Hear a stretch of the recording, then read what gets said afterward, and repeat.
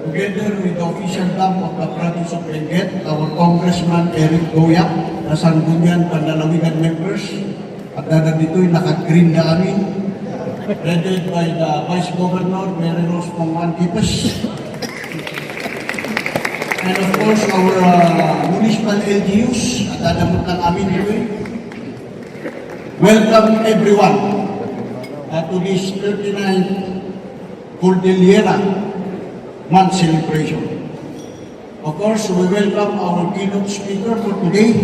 We have our USEC Undersecretary of DILG.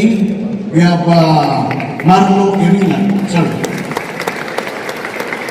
Dating Regional Director ng DILG ng Cordillera.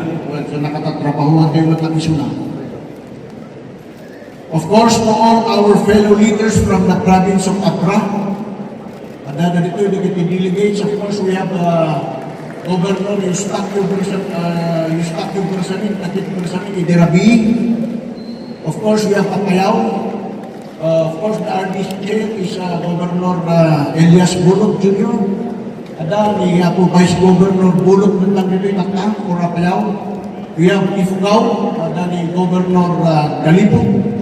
Kaya nagito yung delegado na, nagito yung Vice Mayor na, nagito yung Sangguniang Panlalawigan.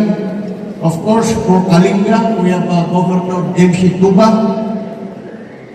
For Mountain Province, adamot lang ni Congressman Dalog na niya po Vice Governor Dominguez. And of course, for the City of Baguio, we have Congressman Dumugan and of course, Vice Mayor Uluan. So, anda tayo amin. So to all our fellow leaders of the different provinces and of course of the City of Baguio and our host province of Benguet, our representatives from the different national government agencies, local government units, non-government organizations, the private sector, our indigenous peoples, our elders, our youth, our guests, my fellow Cordillerans, good morning and welcome to the province of Benguet as we gather the main program of the 30th Cordillera Month celebration. This morning, thousands of Cordillerans march together in our parade, filling our streets with our colors, music, culture, and tradition.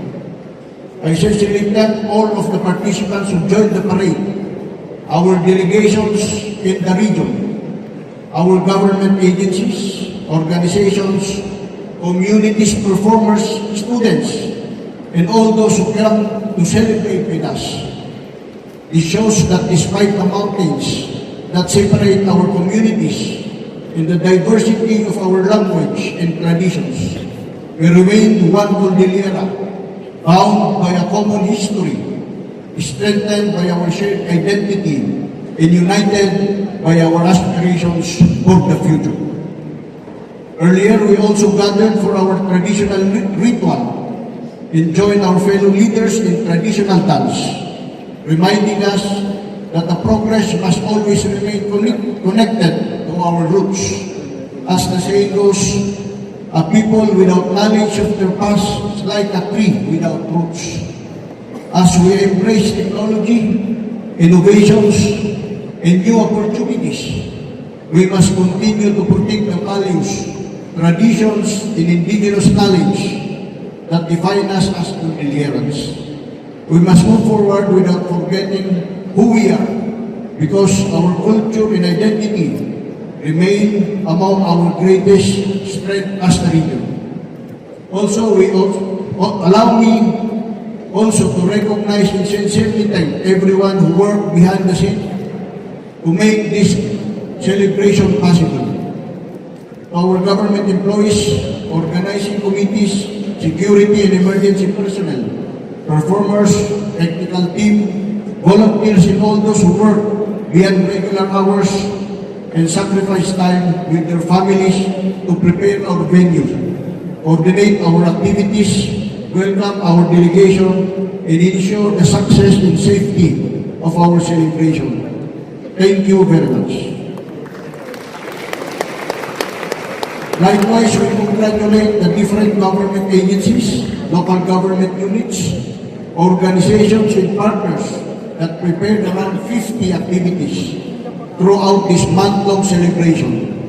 Indeed, these activities provide opportunity for our people to learn more about our history, celebrate our culture, discuss the future of our region, strengthen our communities, and showcase the creativity and productivity of the Cordillera people.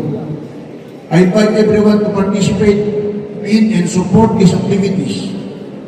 While you are here at the Benguet Sports Complex, I encourage you to visit our MSME exhibit at the tennis court just beside this gymnasium.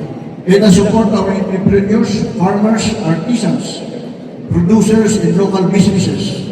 Because every Cordilleran product we purchase helps sustain livelihood, strengthen our communities, and contribute to the growth of our regional economy. Our team, Smart Cordillera, enabling local enterprises through digital transformation and accelerated regional autonomy, remind us that the future of the Cordillera depends on our ability to create opportunities while ensuring the development reaches every community. Digital transformation must help our farmers access better markets, allow our entrepreneurs to expand their businesses, improve the delivery of government services, connect our remote communities, and create more opportunities for our young people. At the same time, our gathering today reminds us of our aspirations that we have carried for nearly 4 decades, which is establishment of an autonomous Cordillera region. I thank my fellow leaders, our congressional representatives, government officials, advocates, organizations, and citizens who continue to express their support for this regional autonomy. Once again, on behalf of the provincial government and the people of Benguet, I want to welcome all of you to this 39 Cordillera Month main program. May our celebration today renew our pride in our identity, strengthen our commitment to our local enterprises, our communities, and inspire us to continue working for a smarter, stronger, more inclusive, and more united Cordillera. A special thanks also to our ASEC, Ma'am Remigio, for supporting our Cordillera Month celebration. Salamat kaunay. Amok nagadayo idilawag kung adaka for the 3 activities. We have the fashion show, we have the kick-off, and of course the main program. So salamat kaunay. Salamat kaunay, ma'am. Abo, Cordillera to everyone, and welcome to the province of Benguet, Yaman, and may God bless us all. Thank you.